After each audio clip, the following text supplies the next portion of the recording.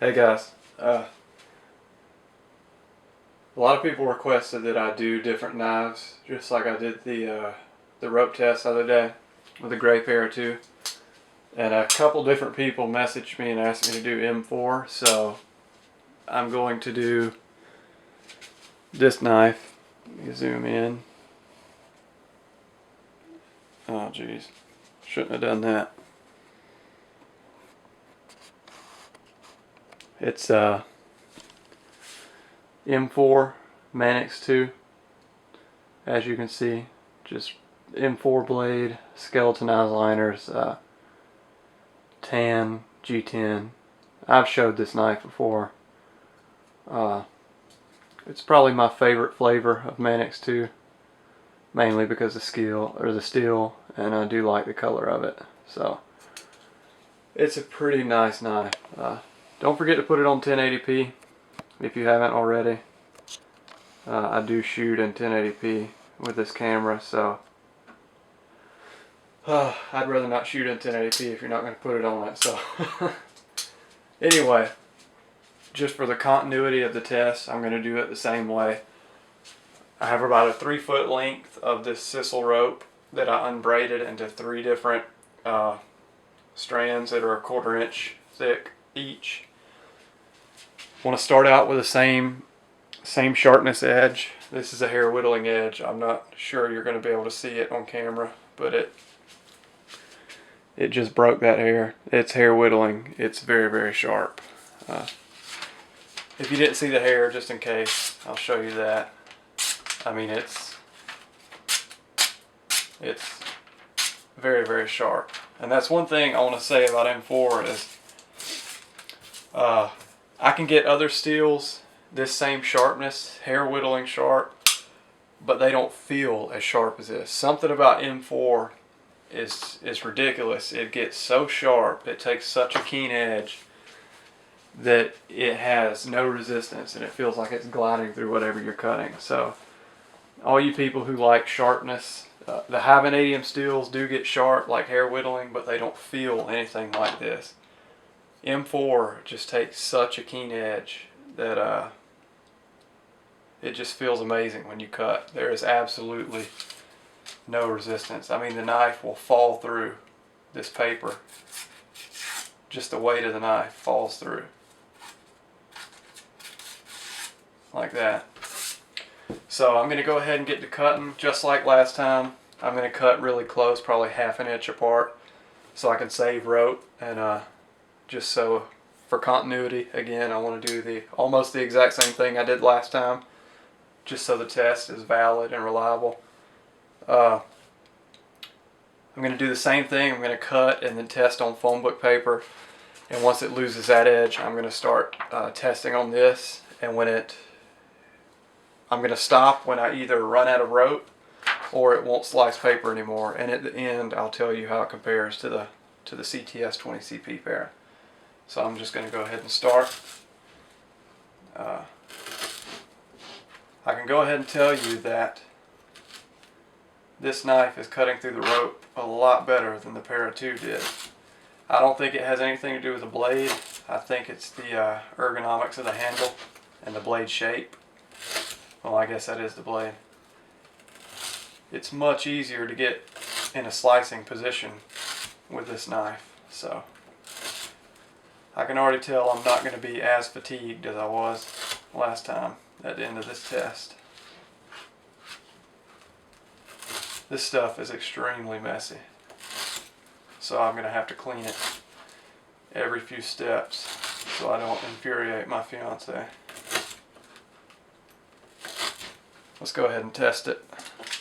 I don't know how many cuts that is, but it's still phone book paper slicing sharp. So it's already dulled a lot faster than 20CP, but that's to be expected. It's not in the same realm as that steel, so it is very good. And this is I think its closest neighbor would be M390 and stuff like that, S60V, M390, L Max. I think, is right around this range. And I am making slicing cuts and trying to use the length of the edge so that I don't use one spot up. Alright, I'm going to go ahead and test the sharpness after this.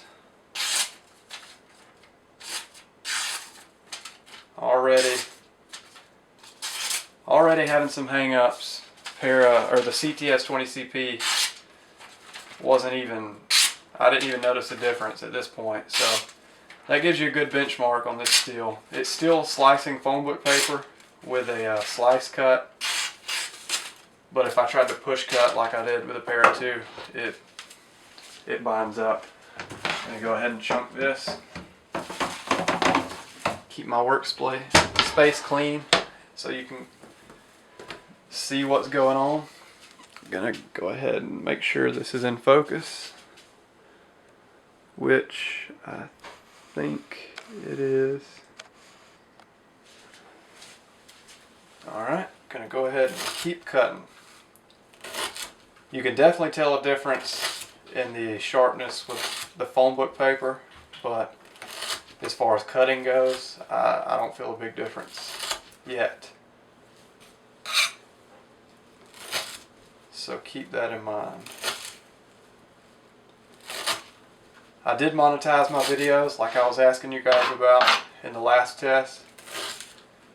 And I didn't want to do that to you guys. I hate seeing ads myself, so I didn't want to make y'all see ads, but I spend a lot of time doing these videos, a lot of time uploading, and I just feel like I need to get something out of it. Even if it's just a few dollars a week, that's more than enough for me. So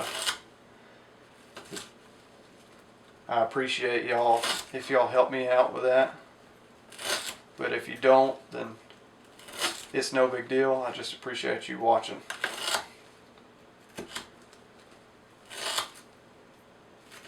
I can kind of feel a difference in the cut now. It's a very subtle change, but it is a change. So I'll go ahead and test the sharpness again.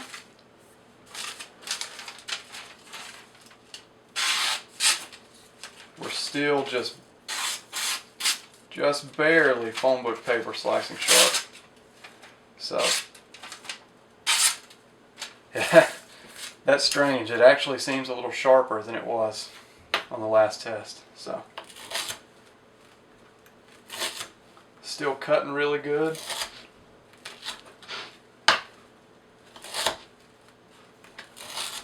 Yeah, the angle of this handle and the way you can dig in and slice in the belly of the blade, it lends itself much more to slicing cuts on this cutting board, a lot more so than the paramilitary 2.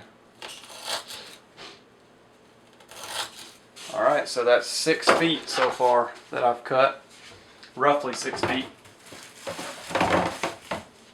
of 1/4 inch sisal rope.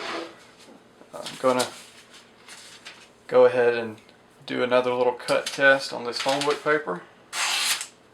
Still barely slicing sharp. I have a few. There's a roll right around here and another near the tip, so that's what's catching. But it's still pretty good. Let's test it on printer paper.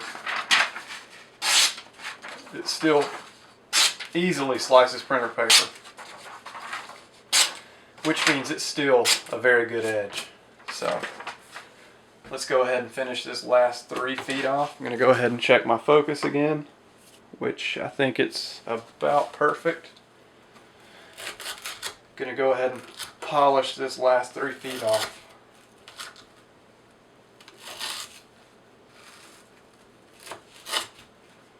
I do appreciate everyone for watching my videos. Appreciate all the new subs, everything like that. I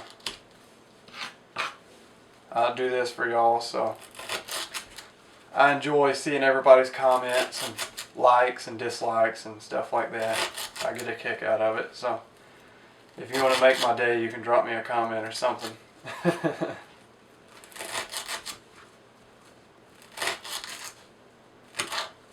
I still don't notice much of a difference in cutting performance.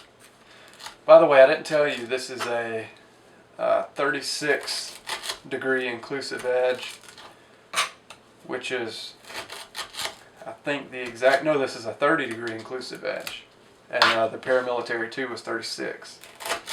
So that may be why the perceived sharpness is a little bit higher than the para 2. I can still make these draw cuts, these slicing cuts, so that's good. I'm not having any hot spots at all. Just like the paramilitary 2, the clip is the only thing giving me a little trouble on my hand, but it's not what I would consider a hot spot. I only have about 8 inches left. So I'm going to go ahead and test on the phone book paper before we polish it off. And it's no longer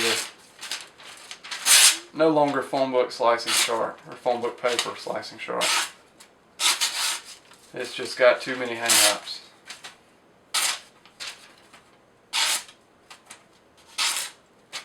Too many hang-ups. Still printer paper sharp, which I expected. This is still considered a high vanadium tool steel. It's just not in the same class as S90V or 20CP or anything like that. So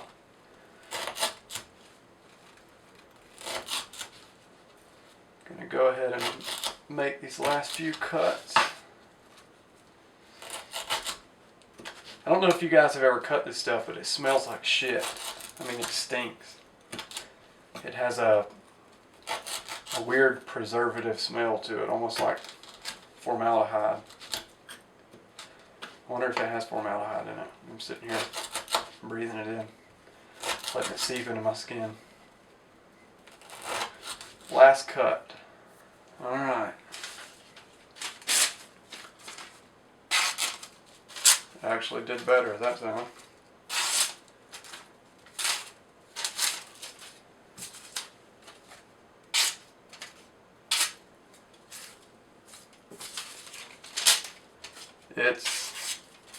It's actually better than it was. Hey guys, sorry the camera cut out. I ran out of space.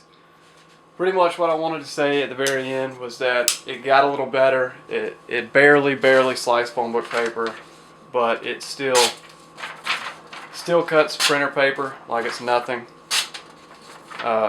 It push cuts printer paper, so the edge is still good enough that it push cuts with ease. It didn't do as well as 20CP, and that's to be expected because it's not on that level, but it did perform extremely well. Edge degradation was a little bit worse. I do have some rolls, as M4 has a tendency to roll even at the high hardnesses because it's a very tough steel. But I mean, I would give it a very good grade. It stays sharp for a long time, and it's very easy to bring back to its original sharpness. It takes touch-ups very well. It's just a great all-around steel for people who do a lot of cutting. So I need to kind of make this short, so thanks to everybody who sub and like and comment.